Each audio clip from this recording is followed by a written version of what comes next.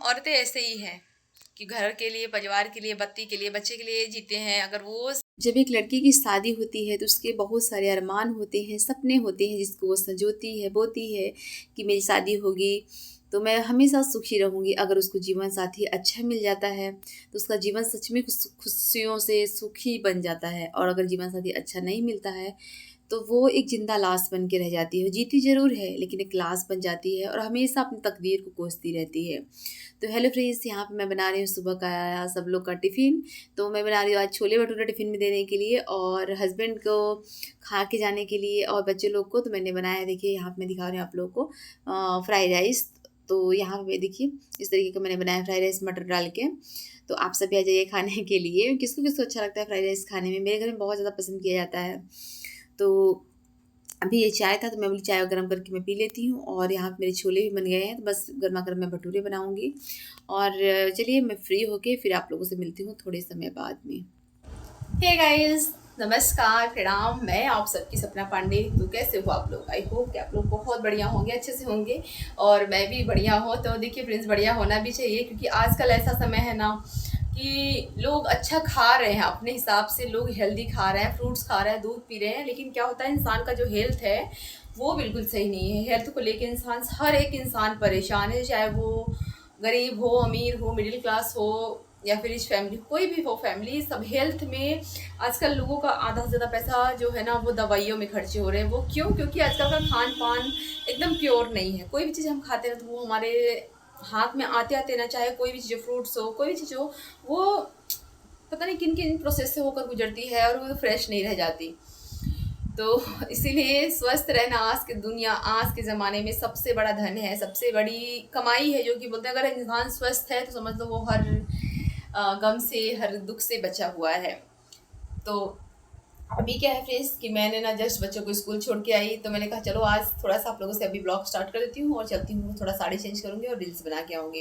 ये भी साड़ी मेरी नई वाली है लेकिन मैं येलो वाली साड़ी पहन लेती हूँ तो बना लेती हूँ। और कभी कभी ऐसा होता है फ्रेंड्स ना, मौसम की वजह से या क्या वजह से, मतलब ऐसा होता है ना कि ना तो कुछ काम करो ना ही अपना जो पर्सनल काम है वो भी कुछ करो, बस लगता है बस आराम करो। और आराम से भी मतलब आराम करके जब उठो ना तो फिर वो भी अच्छा लगता है। मैंने अपना इतना 2-4 घंटे वेस्ट कर दिए सोने में।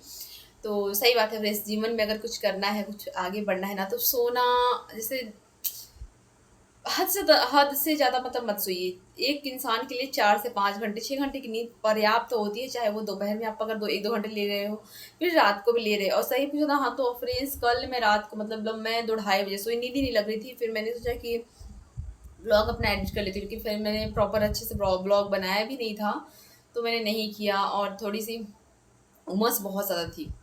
तो इसीलिए फ्रेंड्स अपना स्वास्थ्य अगर सही सलामत है तो सब कुछ है। तो चलिए फ्रेंड्स मैं थोड़ा सा चेंज कर लेती हूँ, फिर आप लोगों से मिलती हूँ।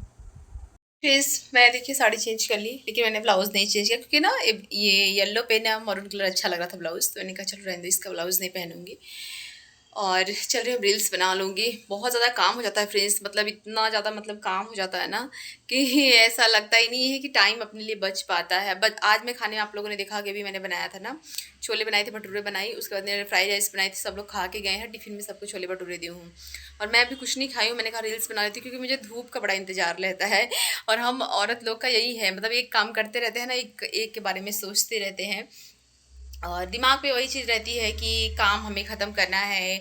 और अगर सुबह हमारा अच्छा से बीत गया, मतलब जैसे सुबह बच्चे भी खा के अच्छे से चले गए और हस्बैंड भी खा के अच्छे से चले गए ना, तो फिर इतना टेंशन नहीं रहता। अगर जिस दिन भाई कोई नहीं खा रहा था ना तो मुझे तो बड़ी टेंशन होती है कि आज मेरे बच्चे, हस्बैंड मतलब बिना खाए चले गए, तो मैं क्या करती हूँ, तो दिमाग मेरा ख़राब हो जाता है। और हम औरतें ऐसे ही हैं कि घर के लिए, परिवार के लिए, पति के लिए, बच्चे के लिए जीते हैं। अगर वो अच्छे हैं तो हम लोग भी अच्छे हैं, लेकिन फिर भी औरतों लोग को बहुत कुछ सुनना सहना पड़ता है, चाहे वो निजी ज़िंदगी में हो, चाहे वो सास ससुर के साथ हो, चाहे वो अकेले रहती हो। औरत को हमेशा ही मतलब ताड़ना दिया जाता है कि औरत जो है ना कुछ नहीं करती, घर में ऐसे ही बैठी रहती है, क्या काम ही है, सिर्फ खाना पकाना तो है। इस तरीके की बातें जो है ना औरत को सुननी पड़ती है। और जहाँ तक से मेरा मानना है ना कि बहुत ठेस लगती है जब ये सुनने को मिलता है ना, तो बहुत ही ठेस लगती है। और कई औरतें जिससे मेरा संपर्क है, बातें करते हैं, तो सब लोग यही बोलते हैं कि अरे भैया कितना भी काम कर लो, घर में तो यही सुनने को मिलेगा, क्या काम ही हुआ है, कुछ से काम नहीं हुआ है, मतलब खाली ये कि खाना पकाए वो, वहीं में पूरा दिन इनका सबका लग जाता है।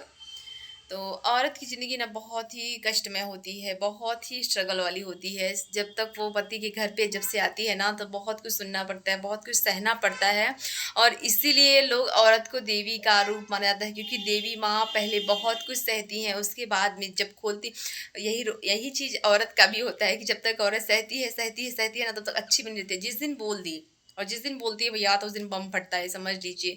तो इसीलिए ना स्त्री किसी भी औरत को इतना मत परेशान करिए कि वो अपने पे आ जाए। अगर एक औरत अगर अपने पे आ जाती है ना, तो अच्छे अच्छे की नींव हिला देती है, अच्छे अच्छे की नैया डुबा देती है।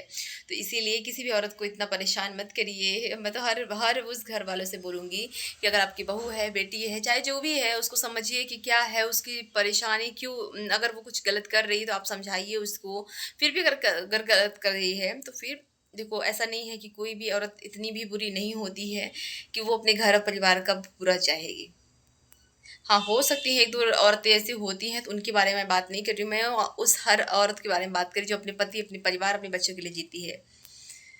तो अगर जो औरत अपने पति के लिए जीती है, परिवार के लिए जीती है, बच्चों के लिए जीती है, अगर उसको ये सब सुनने को मिलता है ना, तो बड़ा तकलीफ होता है, बहुत हर्ट होता है कि मेरे इतना त्याग के बाद, मेरे इतना परिश्रम के बाद मुझे ये ही सुनने को मिल रहा है।